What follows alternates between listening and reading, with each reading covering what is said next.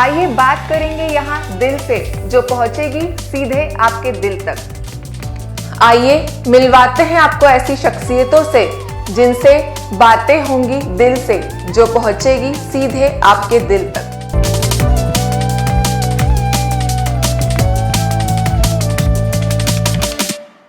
सपने देखना, सपनों को पूरा करने के लिए मेहनत करना और सपने को पूरा होते हुए देखना और एक मुकाम पर पहुंचना, ये आज की जिंदगी है। और ऐसी जिंदगी जिसकी होती है उसे कहते हैं एक सफल इंसान। लेकिन सपनों को पूरा करने में अगर अपनों का साथ हो, अपनों के साथ साथ आगे बढ़े, तो वो पूरे परिवार की कामयाबी होती है। नमस्कार, एमपी न्यूज के इस खास शो शख्सियत दिल से में आपका बहुत बहुत स्वागत है। मैं हूं सुमेधा और आज हमारे बीच में मौजूद है शहर की जानी मानी gynaecologist doctor Sunanda Jain. Madam, आपका बहुत बहुत स्वागत है एमपी न्यूज के इस खास शो में। यहाँ बातें होंगी दिल से, जो पहुंचेगी सीधे आपके दिल तक। डॉक्टर सुनंदा जैन का नाम शहर में चिरचित परिचित है। इन्हें आपने डॉक्टर के रूप में देखा है, लेकिन आज हम जो इनका अनछुआ पहलू है वो हम जानने की, सुनने की कोशिश करेंगे। डॉक्टर सुनंदा जैन एक बहू के रूप में, बेटी के रूप में, पत्नी के रूप में, माँ के रूप में, दादी के रूप में, चाची ताई के रूप में कैसी जिंदगी जीती है, हम डॉक्टर से ही जानने की कोशिश करेंगे। मैडम, आप आज इस मुकाम पर हैं, शहर में आपका एक बड़ा नाम है, हर किसी की जुबान पर आपका नाम है, हर कोई आपको एक डॉक्टर के रूप में जानता है। लेकिन एक महिला होने के नाते आप बहुत सारे रिश्तों का ताना बाना बुन रही हैं। तो कैसे आपकी अपने परिवार के बीच में कैसी बॉन्डिंग है और कैसा आपका सबसे संबंध है, और आप क्या मतलब समझती हैं कि एक ओहदे पर पहुंचने के बाद भी अपनों का साथ कितना ज्यादा जरूरी होता है? अपनों के बिना तो मैं दुनिया को जीवन नहीं मानती, दुनिया को दुनिया नहीं मानती। अपने ही अपने को आगे ले जाते हैं, ऊपर ले जाते हैं, चाहे डायरेक्टली हो इनडायरेक्टली हो। तो उनके बिना तो जो मज़ा ही नहीं, मतलब वो जीवन में कैसा है कि नमक के बिना खाने में टेस्ट नहीं होता है, इसी तरह से अपनों के बिना तो मज़ा ही नहीं है। जी, हम आपको बता दें कि अभी भी मैडम एक संयुक्त परिवार में रहती हैं। इनके परिवार में 17 सदस्य हैं, छोटे बड़े सभी मिलाकर करीब 6 बच्चे हैं और बाकी सभी बड़े हैं। इनके जेठ जेठानी इनके साथ में हैं। तो कैसा आपका सबके साथ संबंध है और कैसा इतना लंबा अनुभव रहा सबके साथ? हमारी फैमिली में मैं सोचती हूँ कि जॉइंट फैमिली चलने का एक ही कारण है कि सब अपना अपना लेवल समझते हैं, मेरी क्या ड्यूटी है, मुझे क्या करना है, तो मुझे कितना अधिकार है। सिर्फ अधिकार पे नहीं जाते हैं, ड्यूटी भी निभाते हैं। मतलब कोई बीमार पड़ता है, जैसे मेरे ससुर जी बड़े थे, तो उनको एक ही रहता है कि यहाँ से ले जाना है तो एक आदमी ले जाएगा, हॉस्पिटल एडमिशन दूसरा करेगा, तीसरा मेडिसिन लाएगा। इस तरह से सब जब प्लानिंग रहती है, हर कोई अपनी जिम्मेदारी समझता है, तो मुझे नहीं लगता कि जॉइंट फैमिली चलाना डिफिकल्ट है। जी, लेकिन जिस दौर में संयुक्त परिवार खत्म होते जा रहे हैं, उस दौर में संयुक्त परिवार के साथ में आगे बढ़ना वाकई बहुत ही ये काबिले तारीफ बात है। और अब हम बात करते हैं मैडम के थोड़े से प्रोफेशन पर आते हैं कि मैडम मूल रूप से गुजरात की रहने वाली हैं। तो गुजरात से ये मध्य प्रदेश में आई, गुजरात की बेटी थी और अब मध्य प्रदेश में बहू बनकर आई। तो कैसा मतलब इनका अनुभव रहा इस बीच का, और डॉक्टरी प्रोफेशन इन्होंने उस समय अपनाया जिस समय लड़कियों की पढ़ाई भी बहुत चुनौतीपूर्ण बात होती थी। तो क्या आप इसमें बाय चांस आई या बहुत आपकी प्लानिंग थी, कोई ऐसी घटना हुई कि आपने सोचा था कि मुझे डॉक्टर ही बनना है? नहीं, एक्चुअली क्या था कि हमारे गुजरात में उस टाइम मेरिट पे एडमिशन्स होते थे। मेरा मेरिट में नंबर आया तो मुझे इंजीनियरिंग में भी मिल रहा था और मेडिकल में भी मिल रहा था, तो मैंने फिर मेडिकल ही चुना, क्योंकि स्त्री के लिए एक ये रहता है कि डॉक्टर बनने थोड़ा एक ममता का कॉर्नर भी रहता है। इंजीनियरिंग में हथौड़े से काम करने का कोई मेरी इच्छा नहीं थी, इसलिए एडमिशन मिलते ही मैंने मेडिकल प्रोफेशन ज्वाइन करा। पर मेरी फैमिली में ऐसा कोई डॉक्टर था नहीं कि जिसके कारण जिसको रोल मॉडल मान के मैं मेडिकल प्रोफेशन में आई थी। जी, एक दौर था जिस समय आपको हॉस्टल में रहने की बात थी, लेकिन आपके पिताजी ने उस समय कहा था कि नहीं, घर में रहकर ही आपको पढ़ाई करना होगी। एक्चुअली क्या है कि हॉस्टल में गुजरात में 3-4 जो मेडिकल कॉलेजेस में मुझे एडमिशन मिला था, तो उसमें हॉस्टल में भी रहने की सुविधा थी और कॉलेजेस कोई बेटर था, कोई थोड़ा कम था। तो फादर ना, मेरे पिताजी का कहना था कि घर पे रह के लड़कियां पढ़ती है, लड़कियां नहीं मतलब स्टूडेंट कोई भी पढ़ता है तो उसकी तरक्की ज़्यादा होती है। कॉलेज कैसा भी हो, सराउंडिंग कैसी भी हो, परंतु घर तो घर ही होता है और उसमें बड़े बुजुर्गों का साथ भी मिलता है। जी लेकिन शादी करके जब आप यहाँ इंदौर आई तो यहाँ भी परिवार में कोई बहू किसी भी प्रोफेशन में नहीं थी, डॉक्टर होना तो दूर। तो आपने, क्योंकि उस समय हम समझ सकते हैं आप नई बहू होंगी, तो कैसे आपने खुद को स्टेबल किया और आज शहर में आपने अपना एक मुकाम हासिल किया? नहीं, मैं एक्चुअली क्या मैरिज पे मानती हूँ कि मैरिज एक जो संस्था है उसमें हस्बैंड और वाइफ की बॉन्डिंग बहुत महत्व रखती हूँ, पति पत्नी के। अगर मुझे मेरे हस्बैंड के साथ में अच्छी तरह से रहने को अच्छा सहूलियत मिली, आगे बढ़ने के लिए राह मिली, तो मुझे लगता था कि कोई डिफ़िकल्टी आई ही नहीं और हम आगे चलते ही गए। तो शुरू में ये लगता था कि जैसे कोई नहीं है तो भी ऐसा नहीं लगता था, मुझे किसी से मिलना, सभी से मिलना ज़्यादा अच्छा लगता था। सोशलाइजिंग मेरी हॉबी टाइप ही समझ लो, और ऐसा लगता था कि हर किसी से बात करें, किसी को कोई प्रॉब्लम हो तो उसको सॉल्व करें। इस हिसाब से मैंने पूरा सर्कल डेवलप हुआ मेरा। जी, आज शादी के इतने साल बाद भी आपकी डॉक्टर साहब के साथ कैसी बॉन्डिंग है? क्योंकि वो ज़्यादातर वक्त उनका अस्पताल में बीतता है, सुबह से रात तक, जैसा हमारी जानकारी में है कि वो अस्पताल में मरीजों के बीच में समय बिताते हैं। तो क्या आपको कभी समय मिल पाता है अपने कोई दिल की बात उनसे करने के लिए? एक्चुअली क्या, हर पल ही ऐसे दिल में तो साथ में रहता ही है, आजकल टेलीफोन सुविधा हो गई, परंतु ये है कि कोई चीज़ अंडरस्टूड ही रहती है, एक समझ ही जाता है कि किसको क्या प्रॉब्लम है, किसको नहीं है।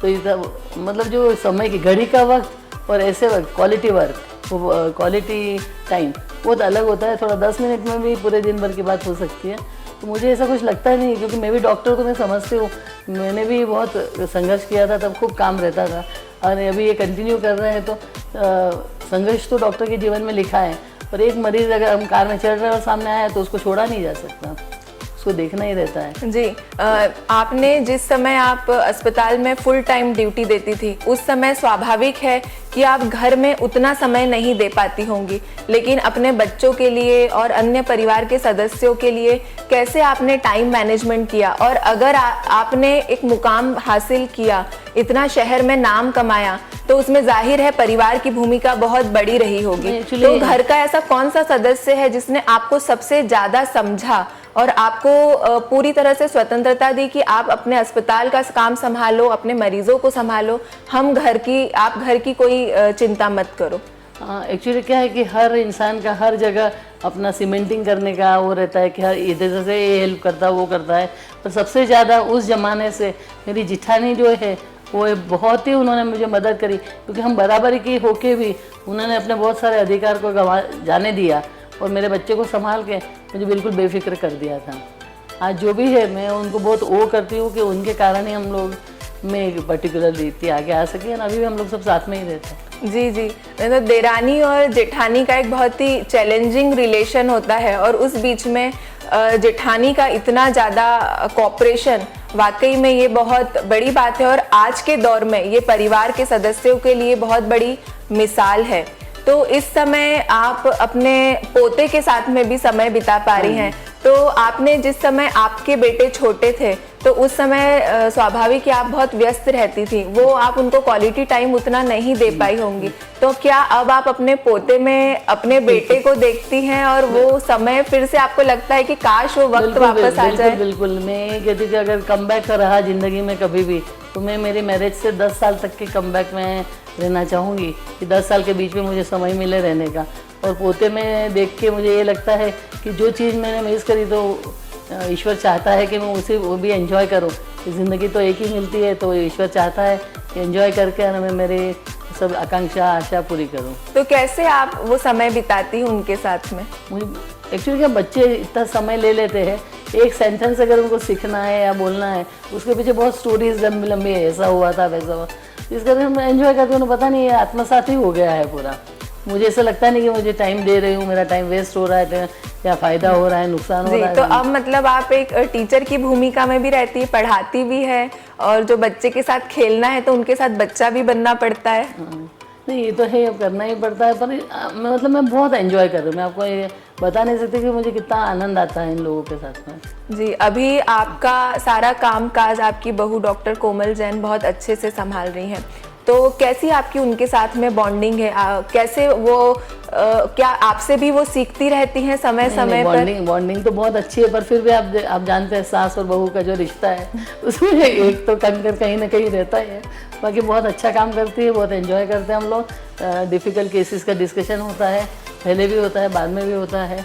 और फिर बाकी वो इंडिविजुअली काफ़ी काम कर लेते हैं, तो मेरी इतनी ज़रूरत उसको महसूस नहीं होती है। जी, तो लाइफ में कई ऐसे चैलेंजेस आपके भी आए होंगे, प्रोफेशनल लाइफ में भी, पर्सनल लाइफ में भी।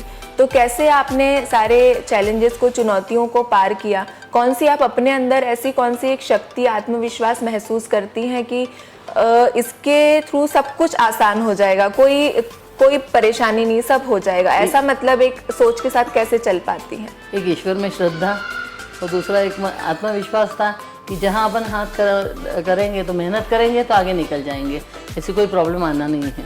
जी, एक डॉक्टर होने के नाते भी ईश्वर पर इतना विश्वास रखना, और आप काफ़ी उपवास वगैरह भी करती हैं, तो कैसे, मतलब डॉक्टर्स काफ़ी प्रैक्टिकल लाइफ जीते हैं। पता नहीं सच है झूठ है क्या है, इसके झगड़े में नहीं पड़ती हूँ, पर मुझे जिसको करने के मन की आत्मा की शांति मिली। मैं देवी की उपासना करती हूँ और मुझे उससे शांति मिलती है। मैं सोचती हूँ कि ये मेरे लिए बहुत बड़ा संबल है। जी, आपने बहुत सालों तक आप अलग अलग क्लब से भी जुड़ी रही, बहुत सामाजिक कार्य भी किया, तो क्या ये बचपन से ही इसमें कुछ रुचि थी या अपने अस्पताल से जुड़ने के बाद? नहीं, मुझे बचपन से ही रुचि थी, पर पैसे की इतनी वो सहूलियत नहीं थी कि अपन किसी को मदद कर सके। तो जैसे कोई कैंसर पेशेंट है, हॉस्पिटल में जाती थी सूरत में, तो कैंसर पेशेंट है या और कोई रहता, तो मैं उनको थोड़ा बहुत डोनेशन जो दे सकती थी वो देती थी, और कोशिश करती थी कि जितना मैं कर सकूँ उतना करूँ ऐसे। फिर धीरे धीरे जैसे सहूलियत होती है कि काम कर सकने लगे, लोगों का साथ मिल गया, टीम वर्क वो चालू हो गया, तो फिर काफ़ी कुछ कर पाए हम लोग। अभी आपके मन में ऐसी कोई खलिश है कि मुझे ये करना था लेकिन मैं नहीं कर पाई? कोई ऐसी बात जो आपके मन को लगती हो कि काश मैं अभी और काम कर पाती? नहीं, अभी क्या है, अभी मेरे पास ज़िंदगी बहुत लंबी है, मैं ये मानती हूँ कि मैं बहुत काम कर पाऊँगी, परंतु ये ज़रूर है मेरे मन में एक एजुकेशनल सेटअप ऐसा जमे, जैसे एक योजना टाइप ऑफ थिंग बने कि एजुकेशन को जैसे अपन प्रैक्टिकल चाहते हैं उस तरह से धरातल पे उसको उतार सकें, और बच्चे जो अननेसेसरी चीज़ें पढ़ते हैं उसको हटा के वो जो ज़रूरी है वो पढ़ाई करें ऐसे। और दूसरा एक था मेडिकल कॉलेज बनाना था, जब मैं यूनिवर्सिटी में थी वो काम नहीं हो पाया, तो उसकी एक जी, हम आपको बता दें कि मैडम कार्य परिषद की सदस्य भी रह चुकी है। उस समय इनकी बहुत इच्छा थी कि इंदौर में एक मेडिकल यूनिवर्सिटी बने, लेकिन हम ये उम्मीद करेंगे कि भविष्य में यूनिवर्सिटी इस पर ज़रूर विचार करेगी। अच्छा मैडम, ये बताइए, आप भी जैसे आजकल घर में अक्सर दादियाँ बच्चों को मोबाइल और पूरा टाइम टीवी देखने को लेकर डांटती रहती हैं, तो क्या आपकी भी घर में ऐसी कोई भूमिका रहती है कि बच्चों को डांट लगाना, या बच्चे आपसे डरते होंगे कि अरे दादी हमको मुझे लगता है कि मैं भी कभी कभी पहले डांटती थी, पर उससे कुछ होता नहीं है। मैंने ये सोचा कि उसको मोबाइल इतना दिन भर दे दो, 2 दिन 4 दिन 5 दिन, कि तू तेरे पास ही रख और उसको इससे जितना खेल सके उतना खेल, तो वो एक तरह से उब जाता है और फिर वो छोड़ देता है। तो मैंने 5-7 साल के 10 साल के जो हमारे बच्चे हैं उसके देखा कि ज़्यादा उनको देने के बाद में वो अपने आप को रिट्रैक्ट कर लेते हैं। जी, आपने अपने अस्पताल का नाम भी अर्पण रखा, यहाँ आपका इतना अच्छा सुंदर बंगला है उसका नाम भी आपने अर्पण ही दिया है, तो इस नाम में आप अपने बेटे का, हर जगह अपने बेटे का अस्तित्व आप देखते हैं? बेटे का अस्तित्व तो फिर जिस तरह से आप देखो, परंतु ये था कि जब मैं जो फ्रैक्चर हुआ था, जब अर्पण की टाइम की डिलीवरी होने वाली थी, तो तब मैंने ये सब सोच दिया था कि सब कुछ तेरे को अर्पण, देवी को अर्पण कर दिया था। जब लड़का हुआ उसके बाद में जब डिलीवरी हुई मैंने नाम अर्पण रखा। एक्चुअली ये सब कुछ ईश्वर को, सब ईश्वर को अर्पित कर दिया आपने अपने बेटे को। मुझे फ्रैक्चर हुआ था ना, तो इस समय मैं बहुत डिप्रेशन में थी। मैंने ये सोचा जो भी होना, तो मैं विश्वास तो रखती हूँ देवी तुझे अर्पण है सब कुछ। जी जी, अभी जो नई गायनेकोलॉजिस्ट हैं, तो क्या आप उनको क्या कोई मैसेज देना चाहेंगी, क्योंकि काफ़ी सभी बहुत एक्टिव हैं, तो क्या आपसे भी कभी कोई सलाह मशवरा करती हैं शहर की? सलाह मशवरा की ज़रूरत नहीं, सब हम कलीग्स ही एक बराबरी के हैं, तो सलाह मशवरा की तो बात नहीं, कोई सजेशंस देते हैं तो बिल्कुल सुनते हैं और उसको फॉलो करते हैं। किताब लिखने का चल रहा है मेरा, तो ये बात भी मैंने एसोसिएशन के 1-2 डॉक्टर से करी थी, उन्होंने भी बोला कि जो तुम्हें मदद चाहिए तो हम करेंगे ऐसे। जी, हम पूरी उम्मीद करेंगे कि मैडम की जो इच्छा है एक पुस्तक लिखने की वो ज़रूर पूरी हो। और आज हमने मैडम के व्यक्तिगत पहलू को छुआ, जिसमें हमने बहुत सारी बातें समझी कि एक संयुक्त परिवार में रहकर भी व्यक्ति एक बहुत अच्छे मुकाम तक पहुंच सकता है, अपने सपने पूरे कर सकता है और अपने बच्चों के सपने भी पूरे कर सकता है। बहुत बहुत धन्यवाद आपका MP न्यूज़ से बात करने के लिए। अगले एपिसोड में किसी और शख्सियत से आपकी मुलाकात करवाएंगे। तब तक के लिए बने रहिए MP न्यूज़ के साथ। नमस्कार।